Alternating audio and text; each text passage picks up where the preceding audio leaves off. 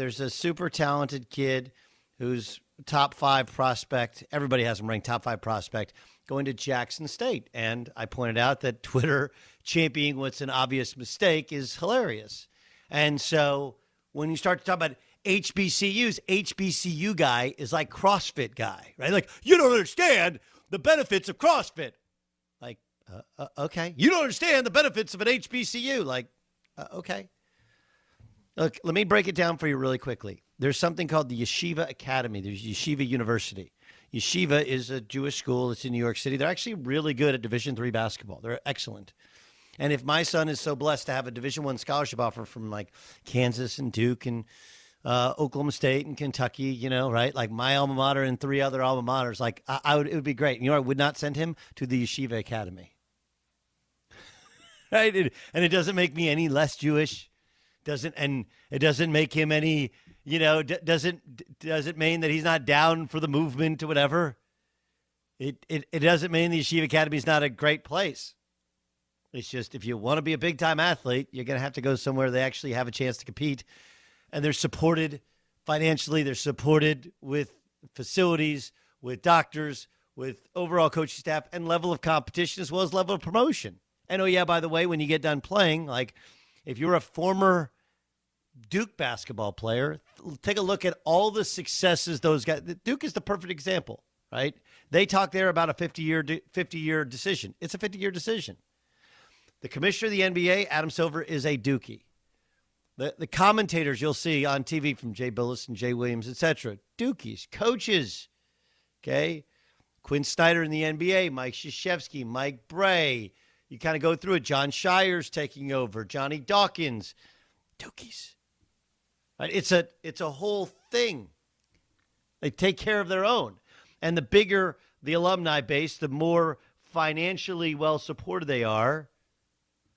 Like, it's a mistake to choose Jackson State unless, like, your mom, your dad, everybody went there and, like, that's been your school the whole – that's not the way this went down. He was going to Florida State, and Deion Sanders, you know, got Barstool to throw in a bunch of money as an FU to a school who he played for, who he wanted to have the job. And Deion probably leaves at the end of this year and takes the kid with him.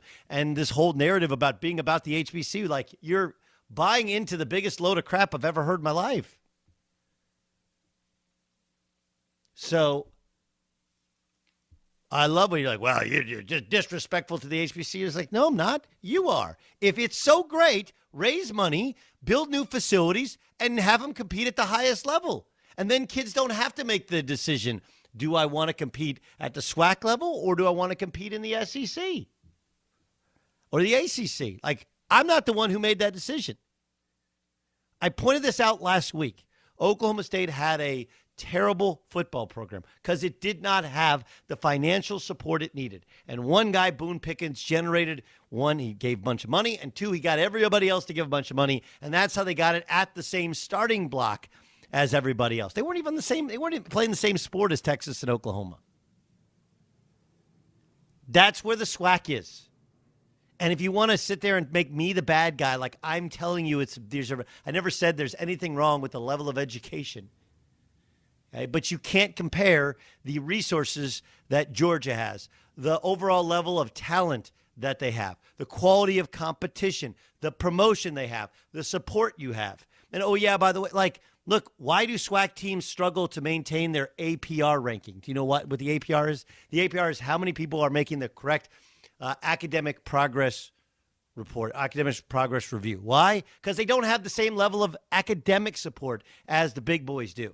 So kids slip through the cracks and they don't graduate. They don't keep their grades up. And this causes them to not be able to play in the NCAA tournament. Like, you don't know anything. You're just simply defensive because it might be your school or something you think that I'm anti. And I don't care. I actually care about young men so that they make lives for themselves, whether they succeed in football or not. You don't. You, and I'm mentioning all of you idiots, and there's a lot of them, you simply want to call people names like you're a racist because I'm saying it's smarter to go to a Georgia or Florida State or a Texas A&M than go to a Jackson State. When actually caring about the human being is kind of the opposite of being a racist. Anyway, I don't really know how to teach the masses the fact that they're idiots, but those people, and I have a bunch of these. Stop talking about, you don't know anything about the importance of HBCU. I haven't mentioned a word about the importance of HBCU. Like, everybody just takes some and hijacks it to some meaning they have. Sorry.